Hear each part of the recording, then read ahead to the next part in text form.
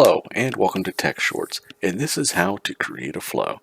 Create a flow one of two ways. First, we can click on this flow tab, selecting one of these 6 flow elements by simply clicking and holding and dragging them onto the page.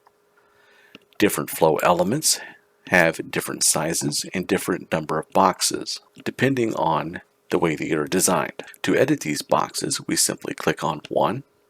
A toolbar will appear right here.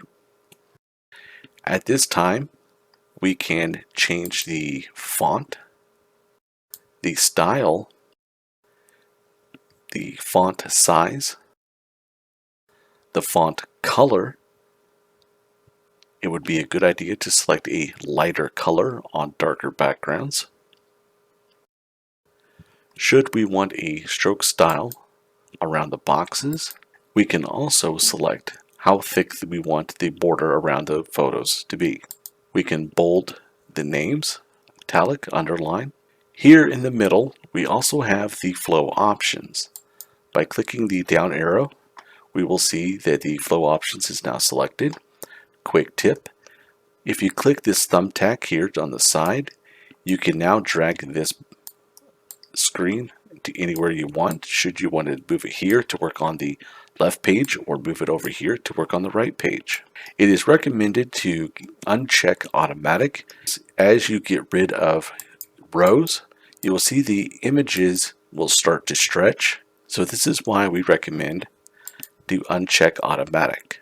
This way, as you remove rows, all the pictures stay the same height and width. First, we have rows and columns. Rows go left and right. Columns will go up and down. You can reduce the number of rows and the number of columns. This will help when you only have a handful of students, or you can count out the number of boxes you need. And this will help you be able to move this box either down here or up here or in the middle of your pages, wherever you would want it moved. If you leave it by the default, you will notice that you cannot move it around and you will get an error and a reminder that you are moving outside the boundaries. Next is the portrait dimension.